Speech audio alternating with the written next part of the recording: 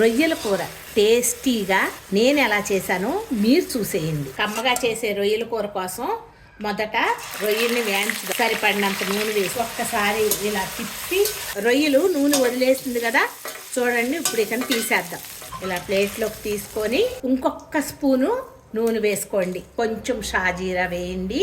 ఉల్లిపాయలు కూడా వేసి బ్రౌన్ కలర్ వచ్చే వరకు వేయించుదాం. ఇలా బ్రౌన్ కలర్ రావాల్సింది, లేకపోతే రొయ్యల కూరకి తీపిదనం వచ్చేస్తుంది. అందుకని అల్లం వెల్లుల్లిపాయ పేస్ట్ కచ్చా పచ్చాగా అప్పటికప్పుడు దంచి వేయండి. కూరకు సరిపడినంత కారం, సరిపడా ఉప్పు, కూరల కమ్మదనం కోసం మెంతి పసుపు వేసి కలుపుదాం.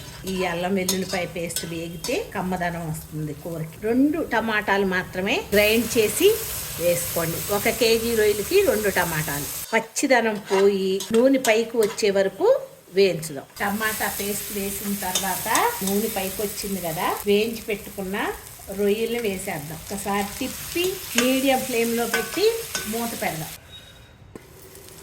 నూనె పైకి వచ్చింది కదా, కాసి పెట్టుకున్న వేడి నీళ్ళు పోసేయండి. ఒక్కసారి తిప్పి పచ్చిమిర్చి, కరివేపాకు వేయించి గ్రైండ్ చేసి పెట్టుకున్నాం కదా, ఆ మసాలా వేసి లో ఫ్లేమ్లో పెట్టి మూత పెట్టండి. వేడి నీళ్ళు పోసాము, నీళ్లు ఎగిరిపోయి నూనె పైకి తేలింది.